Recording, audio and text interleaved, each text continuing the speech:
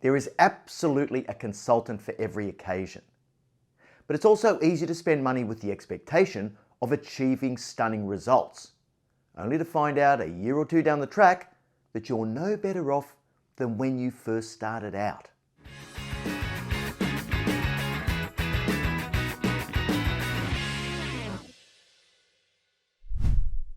Most companies use consultants at one time or another, and the consulting market can be pretty complicated. There are many different types of consulting firms, and it pays to know your way around the market, at least well enough to work out which ones might be able to help you solve a problem that you can't solve yourself. So whether it's developing a new corporate strategy, restructuring, improving workforce productivity, or reducing the baseline cost of your business, there is absolutely a consultant for every occasion. But it's also easy to spend money with the expectation of achieving stunning results, only to find out a year or two down the track that you're no better off than when you first started out. So how is the consulting market segmented? During my corporate career, I engaged consultants from all ends of the spectrum for a variety of reasons. I was extremely fortunate to be able to work closely with McKinsey on a range of projects over the course of several years.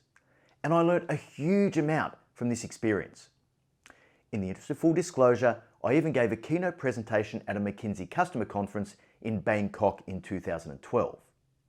I also had the opportunity to work with Boston Consulting Group, better known as BCG, but to a slightly lesser extent.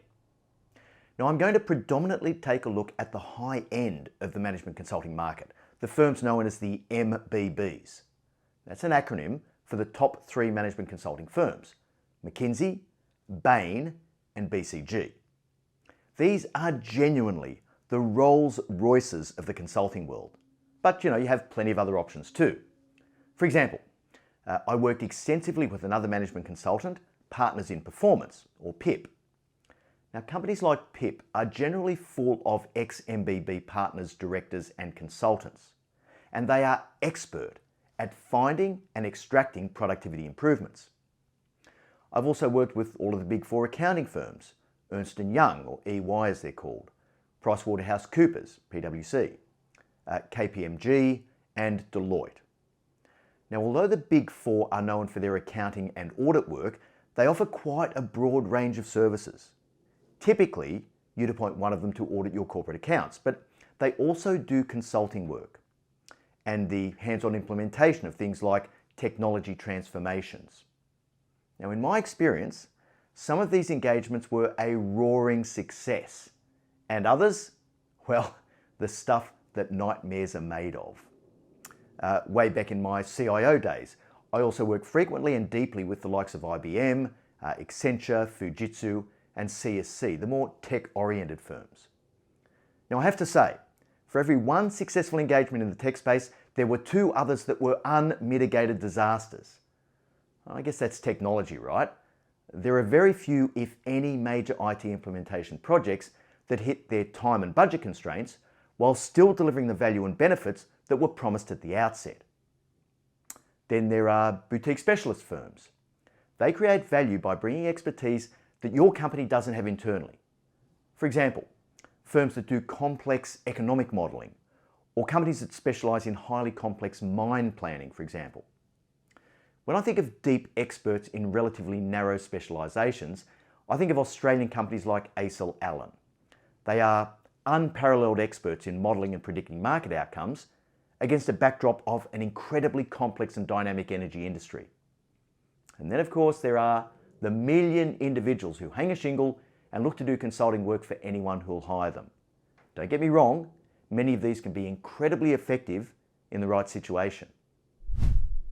So why would you hire a management consultant? Well, no matter which consultant you decide to hire, they're going to cost you a bunch of money. So why would you hire them? Well, I have 3 basic criteria. The first is capability. And this is probably the most common reason why companies engage management consultants. There are many times when you're going to need a short-term injection of skills that you simply don't possess internally. But it's not just the extra smarts, it's also the access to intellectual property. Consultants acquire this by working with other clients like you in many different industries and markets. Used wisely, this is a really good reason for bringing in a consultant. The second reason is a lack of capacity. Now, it's often the case that you need to implement some changes to the way your company operates, but you simply don't have the people power and the capacity to focus on it in a way that it needs to get done. If you don't bring in external resources, trying to stretch your own people more can often damage the day-to-day business, and this can have long-term implications. So, the ability to flex your capacity with capable resources who can focus on a specific task for a short period of time can be a really effective way to solve a problem. The third reason is independence.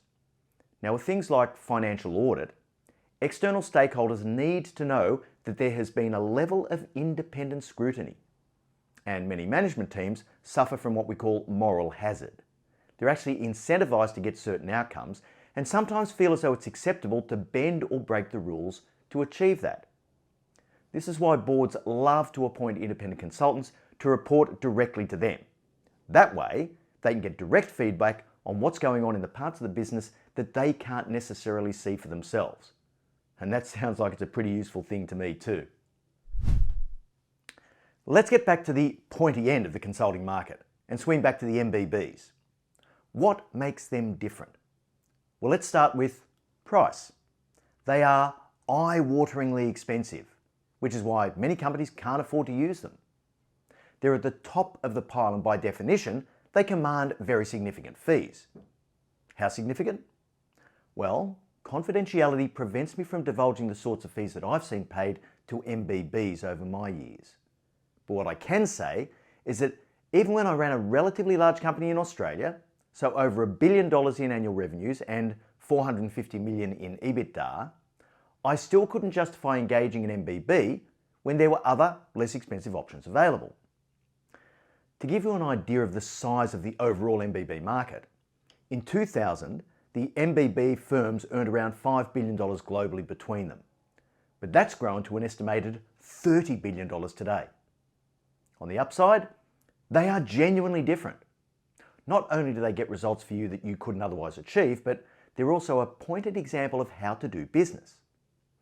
If you look at how they run their businesses, you'll get an absolute masterclass in brand differentiation and customer experience.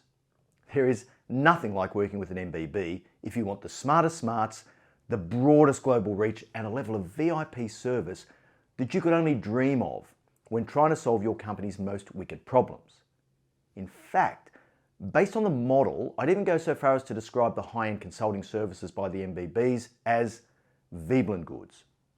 Now, this is a term used to describe products that break the standard supply and demand relationship. What you'd normally expect to see in supply-demand is that as the price of any product or service increases, the demand for that product or service decreases.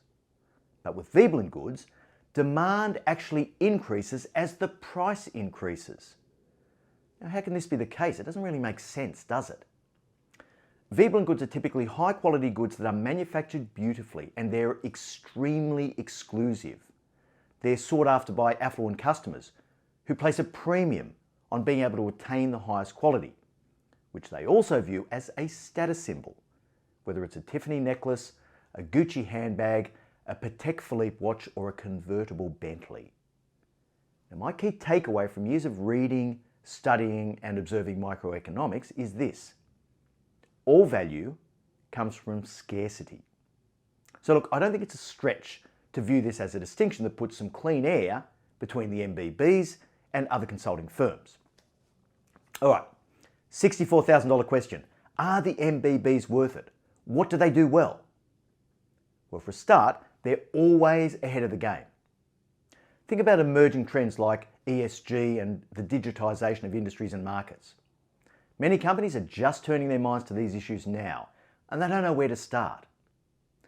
To quote a recent article in The Economist, the consultants, by contrast, have often been thinking about it for years, and given their broad client base, they have a good grasp of sectoral and economy-wide best practice. They've also been beefing up their own digitisation practices by buying outfits with expertise in areas like big data and online marketing. And it really helps that the trio can point to their own successful digital transformations. Now that's pretty true, but it's more than that as well. The MBBs are experts in painting the upside and finding ways to unlock latent value. They take a whole of market, whole of company view. And sometimes it's almost impossible to get this from the inside of your business, no matter how good your people are. They spread their learnings of best practices from their global client bases. They bring focus and momentum to solving the toughest problems. They provide expertise and knowledge that you simply can't get anywhere else. You've got a problem that requires a global expert? No problem. They'll have access to that global expert who they'll bring into your Sydney offices for a day. From Chicago. And look, don't overlook one of their most important benefits. They provide comfort to senior management teams and boards because they have instant brand credibility. In the 80s, there was a very successful advertising campaign by IBM, and it was aimed at senior managers who were making IT purchasing decisions. The tagline was, "No one's ever been fired for buying IBM." And the same can probably be said these days for the management teams in the 21st century that decide to engage an MBB. Let's just take a look at the recent controversy surrounding the MBBs. I've come across two articles in The Economist, one of which I quoted from a couple of minutes ago. They were published last month in quick succession of each other. Now the first was titled, "Where Next for Management's Consigliere?" And the second was titled, "Do McKinsey and other consultants do anything useful?" The catalyst for this interest in McKinsey and the other MBBs seems to be a recently released book, When McKinsey Comes to Town. It basically airs all the dirty laundry of the top management consulting firms. Now, I haven't got to this book yet, but it's definitely on my reading list. The Economist articles, though, relate some of the major controversies that were uncovered in the book, which could be summarised simply as management consultants behaving badly. Now, it's worth noting that McKinsey has denied that this in any way represents how they do business. But of course, every large global company, no matter how well it's run or how diligent its leaders are, will always find pockets of aberrant behaviour. But to be honest, I find myself wanting to step in here to defend McKinsey and their colleagues at Bain and BCG. Amongst the big allegations are price gouging and overcharging unsuspecting clients, particularly governments. Well, let's face it, in business, you need to charge your customers what the market will bear. If you don't, you're just leaving money on the table. Now, of course, this is under two provisos. The first is that there's no graft or corruption involved in the buying decision itself. And the second is that it stacks up in the long term and it doesn't damage the brand or future relationship. A poor buying decision by a client doesn't necessarily reflect bad behaviour on the part of the management consultancy. Yes, as we've said, the fees are extraordinarily high, but so too is the potential scale of the value that can be realised. If you can capture $1 billion of value for your company by spending $20 million with a consulting firm, well, is that worth it? Of course it is. But if you were to look at the relatively junior status of the consultants involved and the amount of time they spend on the assignment, their hourly rate is obscene. That's why it's so important to remember that you're not paying for hours of effort. You're paying for results. And if you get the results, why focus solely on the cost? This is just another example of value over activity. Another major allegation is that the MBBs have done work for regimes that ignore human rights, like Saudi Arabia. Now, I think this issue probably has a stronger line of sight. Merely associating with the wrong people can damage your brand, and the MBBs may well take an uppercut for this one. This point's further extended to allegations of illegal business practices in Angola and South Africa, which of course are hotly denied. But this seems to be the most problematic allegation if it's proven to be true. Similar to this is the allegation of working for companies in sin industries, big tobacco, oil and gas, opioid manufacturing and so forth. Now let's just stand back and think about this for a minute. Imagine if my old company, CS Energy, couldn't access the best management consultants because they refuse to work with us on the basis of some virtue signalling ethics. Yeah, we made the bulk of our revenue by generating electricity from coal. But how would we then solve the wicked problem of making a fast, economically viable transition to cleaner, greener energy without imposing massive cost increases on our customers? The ability to solve existential problems like this requires smarts that most companies simply don't have. The article also cites allegations that management consultants promote shady behaviour. For example, encouraging insurance companies to not pay out motor vehicle claims.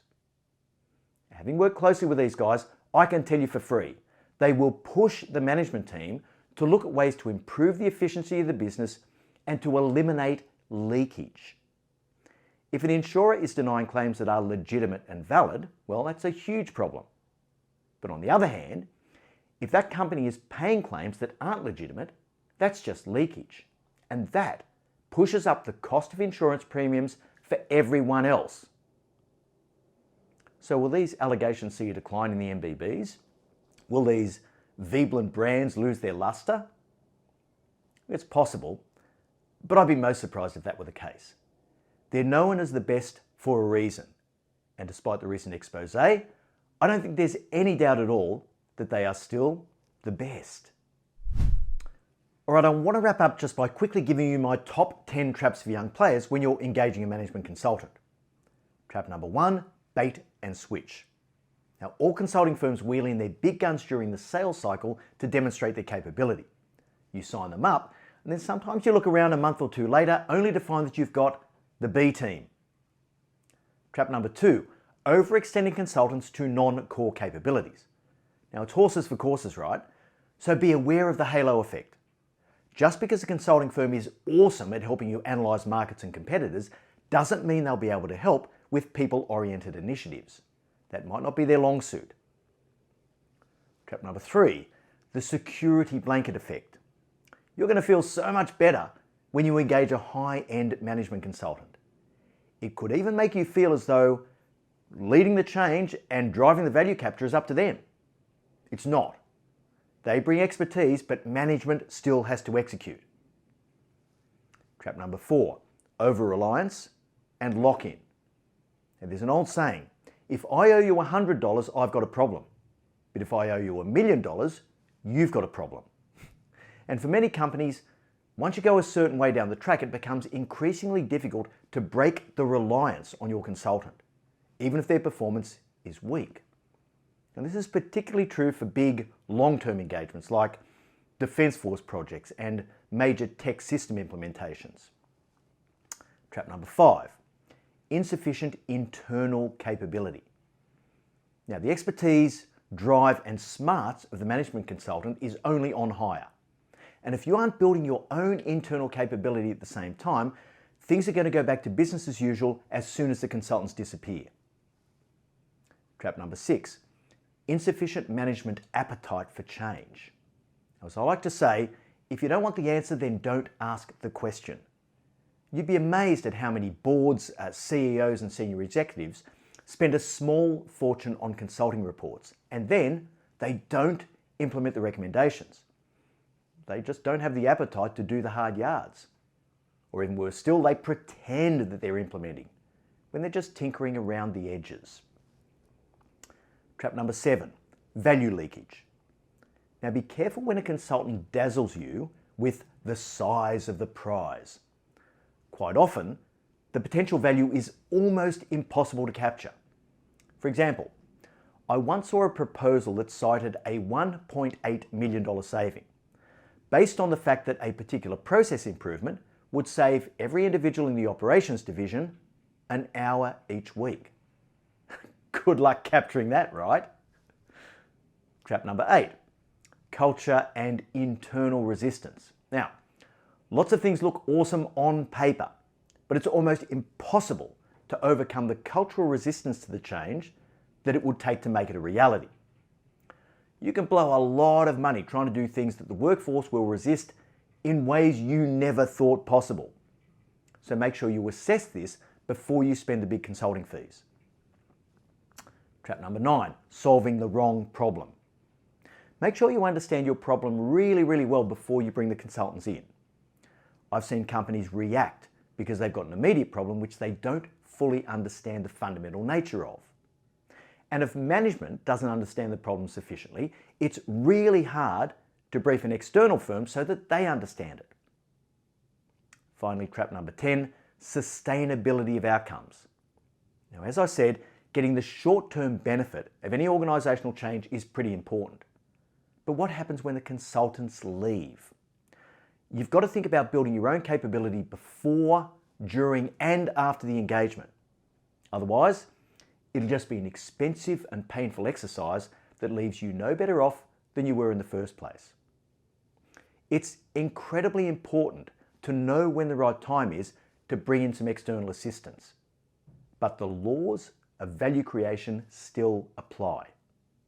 Make sure you know what specific outcomes need to be achieved and that you can justify the expense of bringing in a consultant on that basis. Many consulting firms will be all too willing to help. But at the end of the day, it's how you run your own business that really counts. That's going to be the difference as to whether or not you can turn the short-term burst of consulting activity into long-term business value.